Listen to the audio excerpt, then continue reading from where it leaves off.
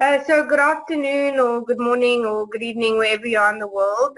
Talent Finders Podcast would like to welcome Head of Consulting at the SASHA Group, a Vayner X company. So welcome, Maribel. Thank you. I'm excited to be speaking with you. Thank you. So firstly, I'd like to congratulate you on all your achievements. So can you please give us some background on your journey and how you achieved your current position at the SASHA Group? Sure. So the version of it is I started my career in higher education working in colleges and universities.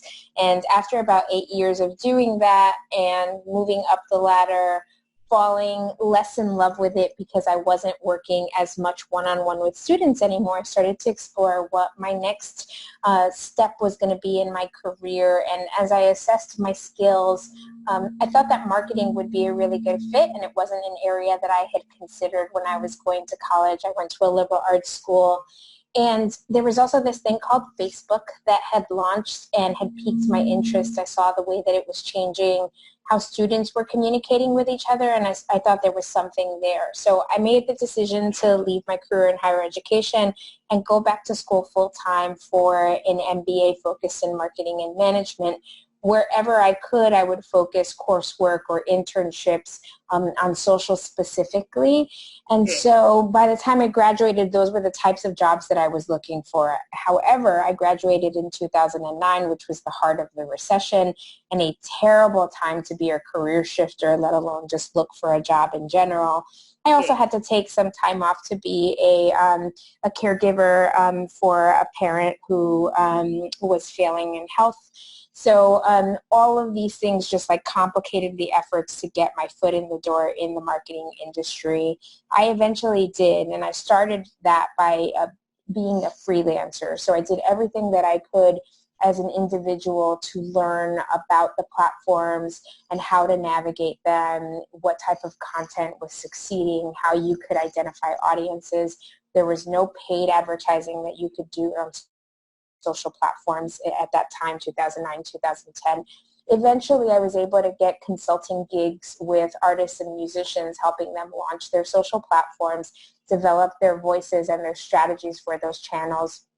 That gave me enough of a portfolio that I got into the agency world as a freelancer, and one of those freelance opportunities turned into a full-time opportunity. I worked at a small agency called M80 that was part of Group M for about 3.5 years, and in 2014, the summer of 2014, I was recruited by Vayner Media and went to work there because the company had grown significantly in the 5 years that since they had started. They were wholeheartedly focused on social.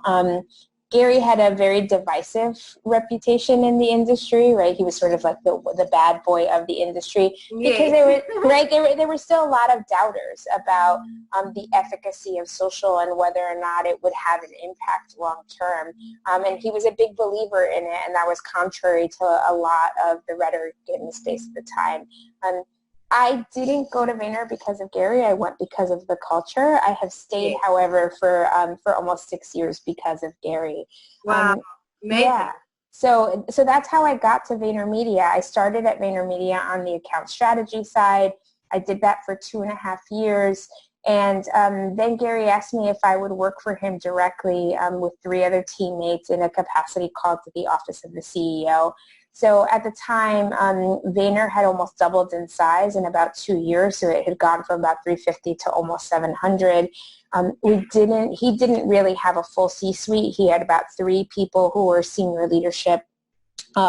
Other folks who were like senior leaders and working across accounts and teams, but nobody really helping him to build a bigger infrastructure under which he could grow the company.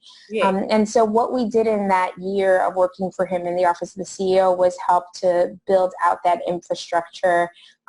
He did hire a robust C-suite, and so we worked ourselves out of a job by the end of that year. I then transitioned to still working directly for Gary, but as a VP of Special Projects, basically tackling any opportunities to explore strategic growth for the company in ways that were new, so not traditional agency work. And one of the offerings that I got to work on was a consulting offering for small to mid-market businesses, really around like that 10 million in annual revenue size, who at one point were growing companies, but then weren't growing and needed somebody to help them get out or get over that hump. Because I have an MBA and because I had worked with clients cross industry, and then also now had the ops experience, having worked for Gary at that level of the agency, I was one of the people tapped to work on that program. We had great success with it. We had also had success with two other areas of offerings for SMBs that we incubated under VaynerMedia. One was the 4Ds, a digital education program, and the other was what we used to call Vayner Beta, which was marketing services for small to mid-market businesses. So with those three things humming along, Gary saw the potential of starting a new company that would focus solely on small to mid-market businesses. And so in the fall of 2018, he tapped James Orsini, who was then the COO of Vayner X, to be president of that company. James then tapped me and said, you've been working on this Vayner Mentors program. Will you come and be part of the leadership team at SASHA and head out consulting, which will be Vayner Mentors and then whatever else we build out under that as consulting offerings. So that's how we get to today. Wow, that's amazing. So you've had quite a diverse experience or colorful experience. That's amazing. We have. There's culture for me ties it all back, right? I stay at the places where I am because I value the culture, I value the people that I get to work with. And the fact that my job has changed so many times keeps it interesting. So of course, I never get stale. Exactly. I clearly have an MO for like reinventing myself every few years. Yeah, no, that's incredible. So before we touch on your current role, which you obviously highlighted in the previous question, at the SASHA Group, your former role, you were an account director for M80, an agency under the Group M umbrella, working with many brands across many sectors for beauty, retail, and the financial sector. Can you share with us a little more about this, and do you believe that this has given you an advantage in your current role?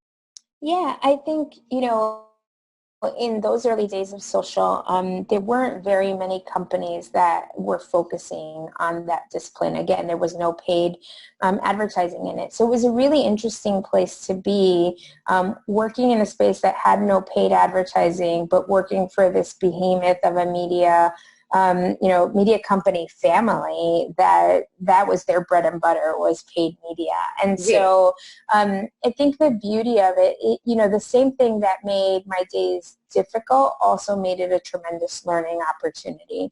It made my job difficult in that, here we were, this small company within this larger company, praising the potential of social to a lot of folks who didn't believe in it. So that was the challenge. But on the flip side of that, it gave me the opportunity. It means you really have to understand who you're trying to pitch to. And so it gave me insider access to learning traditional media. And that has been tremendous, right?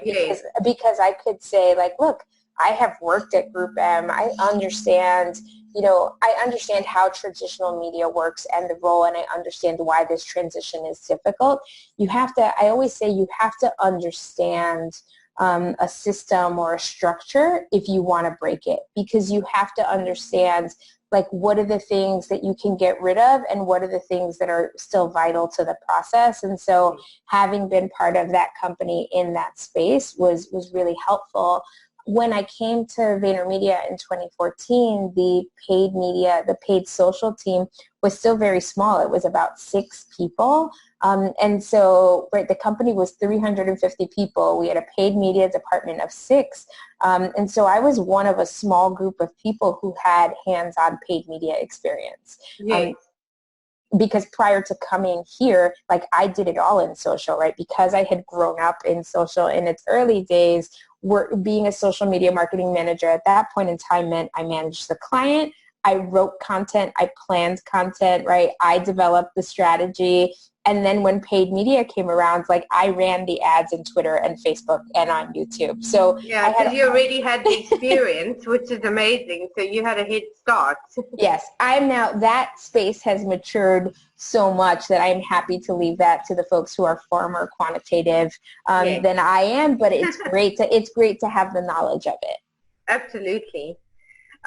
So what have some of your biggest lessons and learnings been within your career, and what would you say is unique and different and brings a strong skill set to your current role at the SASHA Group?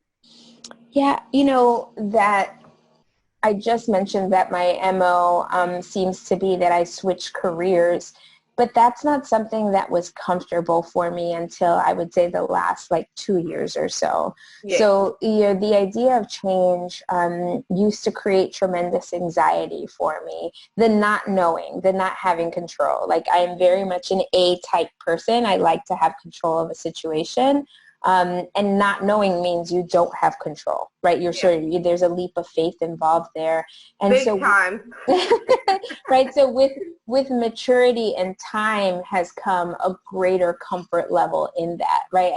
I can really only say in the last couple of years that I have felt like no matter what happens, I'm going to be okay. Yeah. And that's for a number of reasons. I think the recession hit us really hard. Right. I think there were many of us who felt very secure in what we were doing. And then the rug got pulled out from under us and big time. Created a lot of anxiety. And it took a long time to recover from that. And it wasn't just me personally, it was also all of the people around me. And so I think that has also made us even more wary of change. But and also learning to trust yourself again, because it also, I guess it also knocks people's confidence, because like you say, you get comfortable in something and then suddenly it just gets taken away, or a lot of shifts or changes happen, and then it also leaves you doubting your own ability, I guess. Absolutely. So that has been one of the greatest lessons, is learning how to deal with that change, how to be comfortable with it, and to see it as an opportunity as opposed to seeing it as a terrible unknown.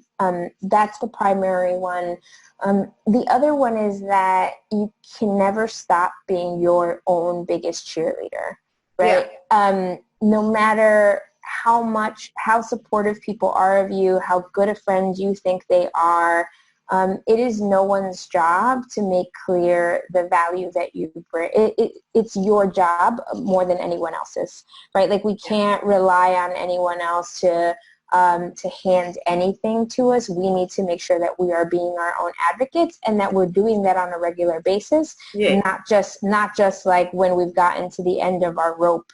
If we do that on a constant basis, it will make moving up in the world that much easier.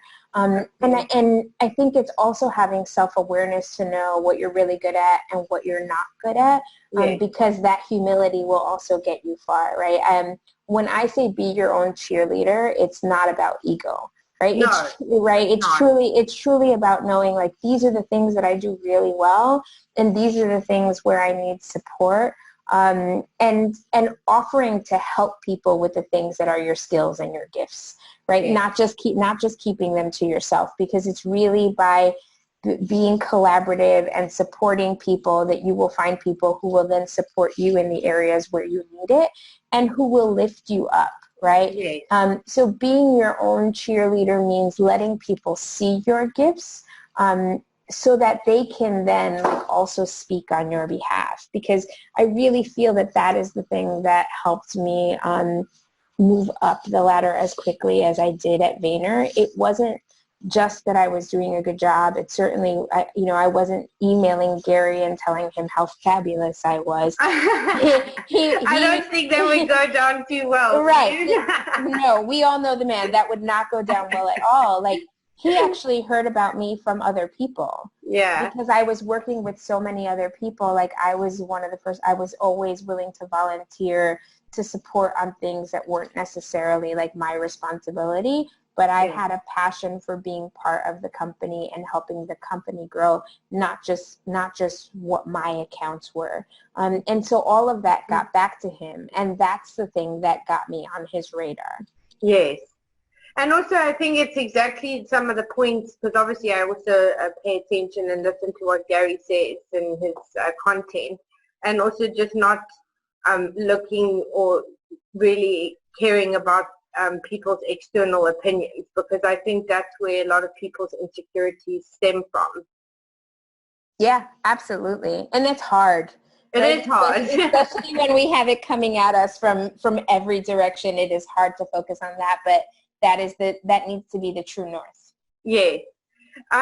So as you are head of consulting at the SASHA Group, can you please share with our audience, for those who don't know, what the SASHA Group does, and what makes the SASHA Group different and unique from other companies?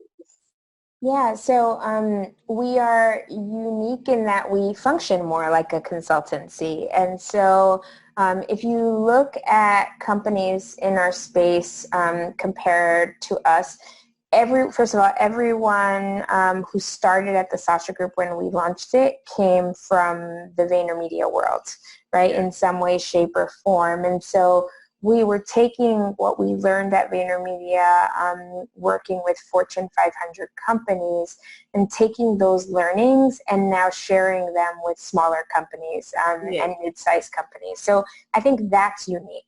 You're getting the A-team, right? Like you're getting, and not only that, but you're also getting really senior level talent. So we flip the model on its head. When you look at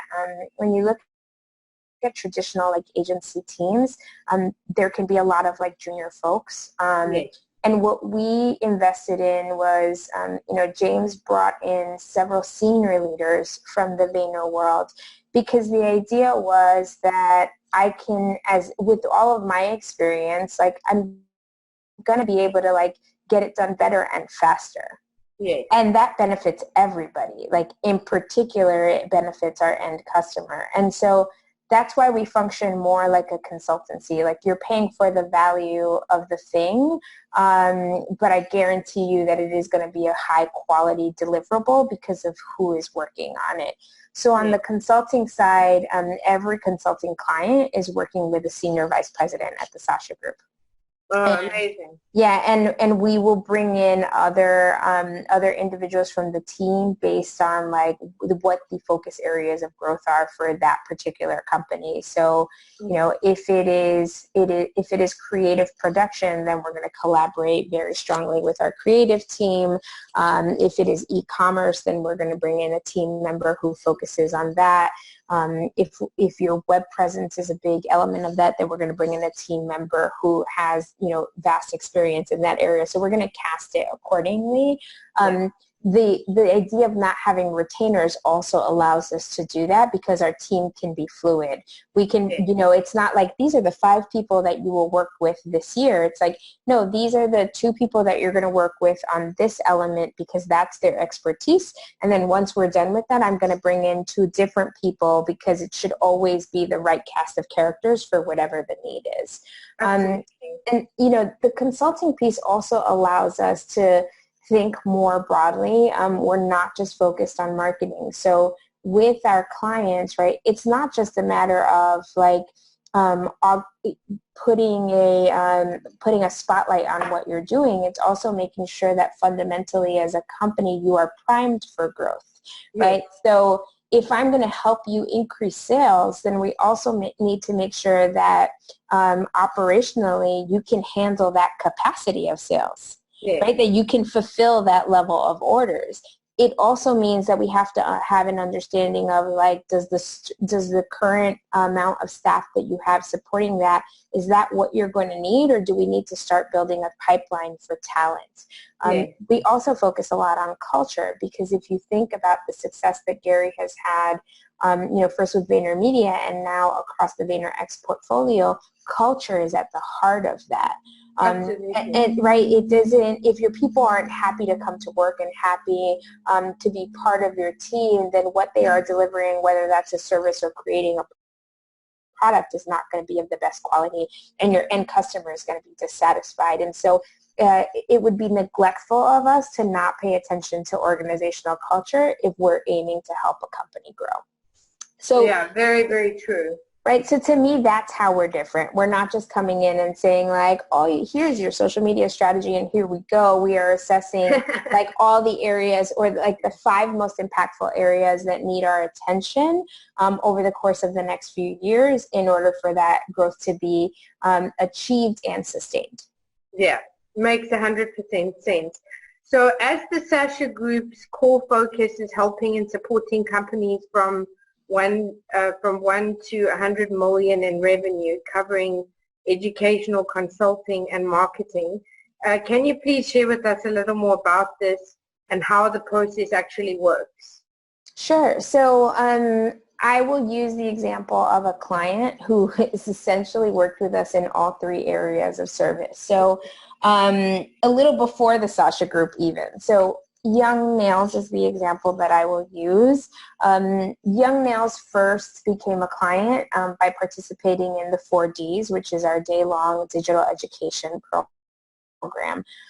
They were followers of Gary. They were already starting to dabble in content development. So they are a company in the nail care or nail product manufacturing space. So their primary client is salons, right? They sell them nail polish, acrylics, everything you need for the services offered at a nail salon.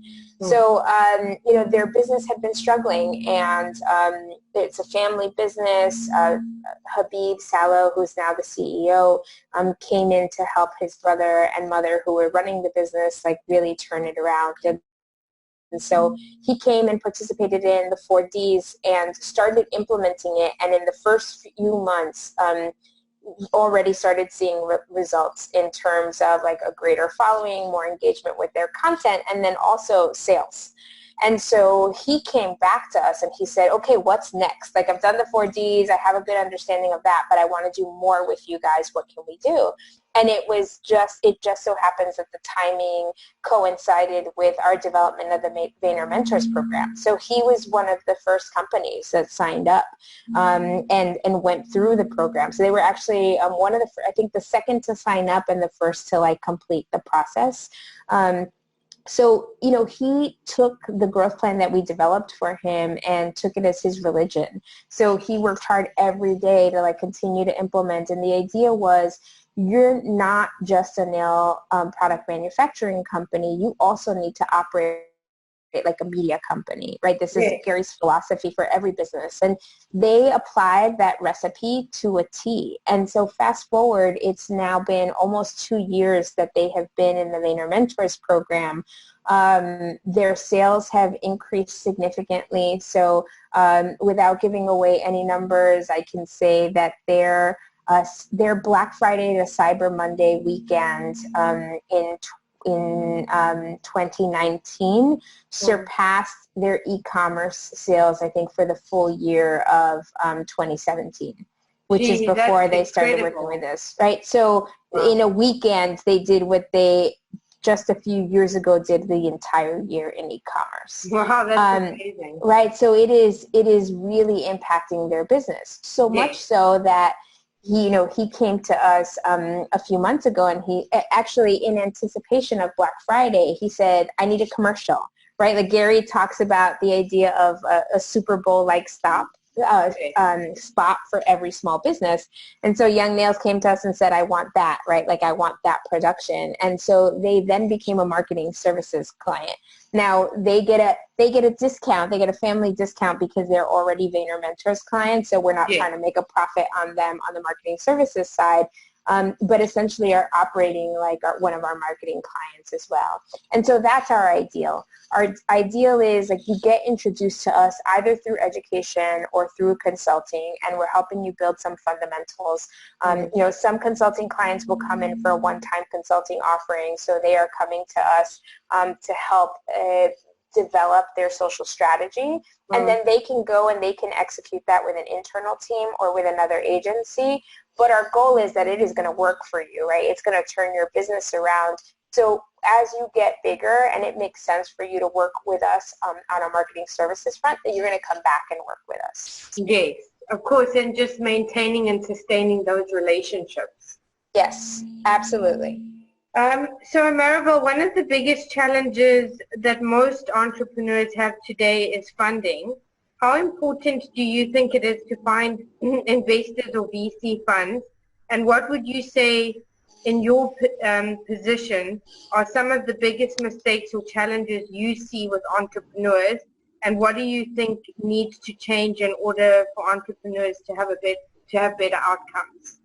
Yeah, I think the biggest mistake I see, and I wouldn't say that it's a mistake, but I don't think that everyone does their full homework on funding, right? So what I have seen too often is people not understanding all of the different ways to fund a company. You know, and I understand why that happens, because there is so much information out there, right? Like Shark Tank is fabulous, but it also does folks trying to start a business a disservice, because it presents one model of how to get money for your company. And so unfortunately for a lot of folks, they think you come up with an idea and then you pitch that idea so that someone will give you money to start that company. Exactly, and that's just which is not necessarily the case. Right. Right. People don't understand the concept of bootstrapping. People don't understand the concept of like starting your business as a side thing, like having a full-time job so that you can support your family, you know, support your way of life and groom this thing and assess where's the point where you go full-time into running your business. People don't ask themselves like what their timeline is. Everybody seems to be in this tremendous rush. And then that also fuels the VC model, right? Like, I got to do this fast. And it's just like, no, that's how it was when, you know, the tech bubble happened. That doesn't apply to every single type of business. It may not even apply to your situation. Are you trying to start a company because you want to run it forever? Then what is the rush in securing the funding, right? Or does it have to be, you know, do you recognize that by taking on funding, you are also giving up equity in your company, which means you're giving up some decision making, right? Are you comfortable with the idea of giving somebody else a say in what your vision is? Right? So like, I just wish that people would better educate themselves and ask themselves all these questions so that if they do go the route of seeking investment, that they're doing it for all of the right reasons. Exactly. No, that makes sense. So that leads me to, you know, the art of pitch decks. So I'm sure you've seen your fair share in your career. So what would you say the most critical points are when preparing a deck? And is this something that the SASHA Group deals with a lot? Yeah, so we're not working with companies who are at the pitch stage. However, personally, I have seen a lot of these. All right, and in fact, it's a conversation that a colleague and I were having yesterday. And I think that I want to develop something. We talked about like the marketing plan in a box, which I think could help folks who are in the midst of like developing their pitch deck, their business plan. So, because I've had a number of conversations about this in the last couple of months. So if you're interested in this, hit me up, because it would be good to know that like people would be interested in this. But the two things that I see missing most often is one, actually there's three things. The first is, how are you going to make money? I have received pitch decks, right? This is, you know, I do my best to support entrepreneurs of color, and in particular women of color. And so I will often take personal time to read these. And I cannot tell you how many times I have turned to someone and said, but this is meant to be a money-making business? And if so, where is that and how is that happening? Because it's not in there. Right? So that has been overlooked sometimes. I have also seen people not talk about the team, right? And at the end of the day, someone isn't just buying into an idea. They're buying into their belief that this team can bring that idea to fruition. Exactly. So that's the other area. And then the third area is like the marketing plan. Like, how are you going to get the word out about this product or service? Yeah, very important. So what would you say some of your biggest career highlights have been? Just being happy, right? Honestly, Yeah. it's not a title.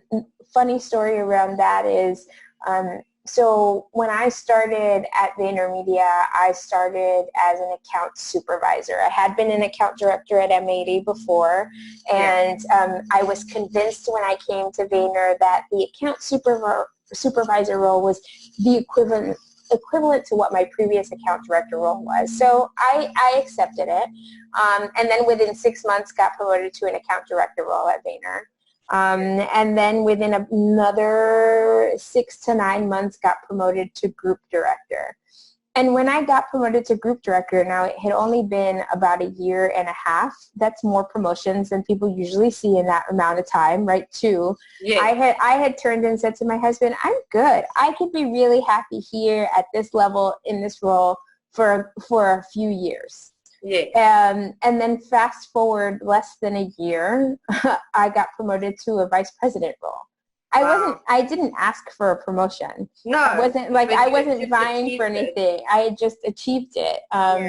And so, you know, to me, it's like everything that comes after that is essentially gravy. Right? Like, I'm at the point in my life, I've experienced loss at a really early, I lost both of my parents while I was still in my 30s, and they were only in their mid-60s, right? So that taught me to value every single day. Absolutely. But the thing that gave me comfort in my parents dying at such young ages was that they took vacation every year. They spent quality time with each other and with their family. And so I've always seen like the importance of that. And so I look at my life and I'm like, I am happy, right? I'm happy to go to work every single day. I'm happy with what my life is. I'm happy that I'm able to carve out time for my family. And so that to me is the greatest achievement. Wow, yeah, that's amazing. And it's just the simple things that at the end of the day that you should be grateful for. Yes. So over time, your role has included reporting to and partnering with CEO and serial entrepreneur Gary Vaynerchuk, which you've mentioned. Can you share with us more about this? As you mentioned, delivering meaningful results for your clients. So can you please share with us what this means with the audience and some of your successful results that you've achieved for your clients? Yeah, at the end of the day, this has always been the way within any Vayner company. It's not losing sight, right? We create really wonderful campaigns, really wonderful strategies, but at the end of the day, if it is not moving the client's business, then we haven't achieved the goal, right? And so in a lot of ways, it makes our job really simple because we are all laddering up to the same thing. We all have the same goal. The creative team doesn't have a different goal than the strategy team, then consulting doesn't have a different goal than marketing or than education. Like, we are all working towards the same thing. And it's because we recognize that's not egoless, right? Like, doing things for the client means that the client's going to want to do more for you. At the end of the day, we are a profit-making entity as well. But, to me, the greatest sign of success, the greatest case study is that our clients come back to want to do more with us. And so it's really impressive to me that you can look at VaynerMedia and, some of the clients who were clients in the first few years of the agency are still clients today. So that to me is the thing that speaks volumes. The other way we see that manifest itself is that clients who worked with us under one company will move on to other companies and then hire us to work with them in that space too. And we're seeing a lot of that at the SASHA Group. So we're seeing a lot of clients that we worked with in the Fortune 500 world when those of us who were at VaynerMedia were at VaynerMedia, who are now shifting their careers and working with more entrepreneurial brands who don't have the same kind of budgets. And they're coming to us wanting to work with us at SASHA because they have a relationship with the people, with the talent that we've brought in-house. So that, to me, is the greatest case study. Amazing. So I want to touch, obviously, on women. So obviously, women have incredible ideas. So what and why do you believe women still struggle to access funding or gain support, or are still faced, with sexual harassment or trying to access funding? In companies such as the SASHA Group, what do you believe sets you apart, and their policies, and are there policies in place to support women, and what do you believe can be done better to change the current narrative? Yeah, so it's a great question, right? I'm happy to talk about this. So I think the challenge isn't just in our industry, right? So it's not just about securing funding. I think it is that in general, people think that it is a terrible thing to acknowledge that we are all biased, but we all are. And until we all acknowledge that we are, we're not going to do anything about it. Right? Like it is unconscious. We do not realize that we are doing it. And so we need to be more intentional about examining our behaviors. So it starts with acknowledging, like, we all carry bias. Like, I as a Latina woman am not free of that. I too have bias. And so it's recognizing, like, are we making the access, like the process of securing funding in this case, right, in the case of your question, is that equal for everyone? Are we asking the same questions, right? When I hear these horror stories about, like, the questions that are being asked, men and women are not being asked the same questions about their business proposals. Not. Like, what a simple way to make the process consistent. Yes. Should be asking everyone the same questions. Yeah. Because fundamentally, aren't you trying to learn the same thing? Exactly. Right? So I think that's an easy way to start. What are we doing differently at the SASHA Group? At the end of the day, like, our policies, we ladder up to Vayner X. So all of the education that happens around unconscious bias, sexual harassment, discrimination in general, like, our team goes through as well. We have an opportunity as a smaller company to also, like, recognize that foundationally, like, these first few years are very important. And so what I have found in the first year is that we are having very open dialogues, right? Like, as a woman of color who sits at the leadership table, I feel a responsibility to hold us to a higher standard. And so that's how I do it. But I also can say that genuinely I feel the support of my colleagues who sit at that table with me. So when I look around and say, like, hey, we need to make sure that when we are hiring, we are considering a diverse pool of candidates, right? Like, diverse in terms of their experiences, like regionally, where they come from, where they went to school, what type of professional experience we have. Like, we need to look to our pools to look reflective of what society looks like. And that also means we need to give ourselves enough time to have pools that are reflective of our societies and not just rely on our networks, right? Absolutely. Like, we need to broaden out from our networks, because if we're only relying on our networks, then we're just repeating what's happened in the space up until now. So we need to break that. So, to me, that's how we're changing it, is that we are having those courageous conversations out in the open, that we are conscious of what our bias is, and we continue to push that envelope. And we have a lot of work to do, right? So the first year was very busy just making sure that we were keeping the lights on and going to be around for a second year. So every year we need to challenge ourselves to do more. Absolutely. So social media has impacted and changed the way we market and focus our attention, and it has impacted all of us in a positive and negative way. How do you believe it has changed and impacted the way you in your current role, and what do you believe that we can do better? Yeah, I just think there's a lot out there, right? And I think we put a lot of blame on the channels for the negativity that is out there, but this is something you've heard Gary say as well. Like at the end of the day, it's people that are putting that content out there. So, you know, it's one is like taking responsibility we can only take responsibility for ourselves and what we are utilizing those channels for.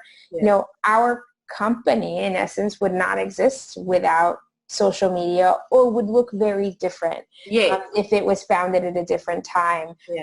But at the end of the day, like right now, that is still where a lot of time is being spent and where people are giving their attention. And so we would not be doing right by our clients if we weren't helping them to navigate that space, but also keeping them up to date on how that space continues to evolve, and keeping our eyes on the new spaces that are developing so that as they do, we can get our clients in those spaces first. Yes, absolutely. So does the SASHA Group have any plans to expand on what you are doing? There still seems to be a massive gap for startups who don't have big budgets or are just in startup mode, but have a great idea, or are really in the early stages. Are there plans to help support these types of businesses? And if not, what advice would you give to those entrepreneurs? Yeah, so we do have one plan in motion. So we are working on launching a subscription model. I don't have details that I can share yet, but I would imagine that we'll announce it and launch it sometime in Q2. So that is coming. We do at this point have intentions to create other offerings, but the plans are still being developed. So it's definitely a passion area for me. As I mentioned earlier, I think that there's a lot of education that we can be doing, but that's going to look different than our other offerings, right? In order for us to scale that kind of offering, it has to be in groups, right? There's no way that we can make a one-on-one offering for folks who are just starting out work. And so I think you might see some other like group offerings, probably like in the educational space coming our way. Hopefully before the end of the year, we'll have something new. But we're constantly iterating on what we've already done, right? Like even though Mentors is fairly new when you look at it, right? Like we're in our third year of that program. We're constantly looking at ways to create greater value for our clients that are in it, like how to make it better. So every 6 months we're sitting down and saying like, what have we learned of the client, from the clients that we've had to date, and like how do we consistently make this better? And we do the same across all of our offerings. Yeah, that's amazing. And it will be great to see what you guys come up with in the future as well. So I also see you have a personal passion for giving back and are on the advisory board of the Luminary and Collaborative Space for Women in New York City. So can you share with us a little more about that? Sure. So I was introduced to Kate Luzio, who is the founder of Luminary, as she was building out the space, and really connected with her. So she had been in the banking industry for about 20 years, and everywhere that she worked in banking had carved out space for women. And so as she was looking through to what her next venture was going to be, she had made this decision to carve out a space for women and provide the developmental support that she saw missing, not just in banking, but in the corporate sector overall, but to also be a space where women in the corporate sector could rub elbows with women who were just starting out their careers, or who were solopreneurs or entrepreneurs in the startup space. So she really wanted to unify women across sectors, across ages, across experiences, provide programming that would make them better at whatever stage of their career they found themselves in, whichever sector, and also provide like a community and a physical space. So Luminary is all of those things. There isn't an application process. If you want to be part of the community, like, you are welcomed there. While it is a collaborative space for women, it is not exclusive to women. Okay. So men are allowed in the space, because at the end of the day, we also need our male allies if we're going to move the agenda forward. Yes. So I became a member. I signed up to be a member of the space before the space was even open. And shortly thereafter, like, Kate and I had really hit it off. And so I had made a few introductions for folks that she hired for her initial team in the space. And she saw that I just had a passion for, like, introducing her to people and screaming my love of Luminary from the rooftops. And so she asked me if I would be on her first advisory board. Wow! Congratulations! That's amazing. Thank you. So it's been tremendous. It's interestingly, they are 2 blocks away from our SASHA Group office in New York, and so it's kind of like my home away from home. And it's really nice to walk into another space and feel like I belong there as well. And it has introduced so many wonderful women into my life. So I'm really appreciative of it. Fabulous. So that leads me to the last 2 questions. So what would your 3 key pieces of advice be for other entrepreneurs, and how can companies with serious turnover get in contact with you, and what legacy would you like to leave? Okay. The advice that I would give to entrepreneurs is do your work to be self-aware, right? Like, know what your strengths are and know what your weaknesses are, and figure out at one point you need to seek support on the areas that are not your strong suit. And I think that, like, that level of self-awareness and humility will take anyone really far.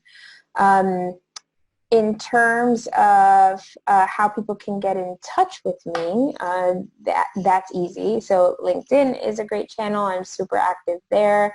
And I'm always open to answering questions, so I respond to all of my DMs in LinkedIn. You can also, like, follow me or reach out to me on Instagram and Twitter, where I am Latina_sweetie.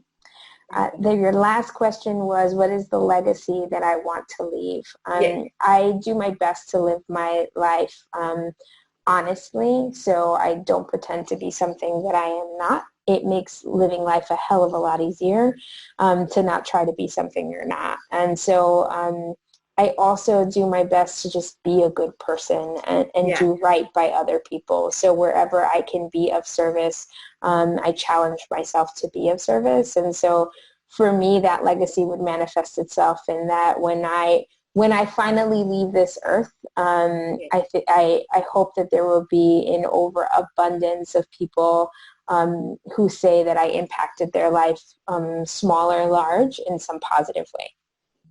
Well, thank you so much, Maribel, for for joining us and for sharing your insights and your incredible knowledge.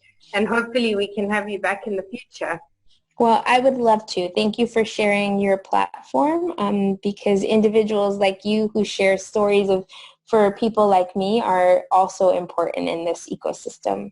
Thank you. Yeah, I believe in the power of storytelling, because also it's not always just about a product or a brand, but also about the name and the face behind it. So, absolutely. Well, thank you, Karen. Thank you.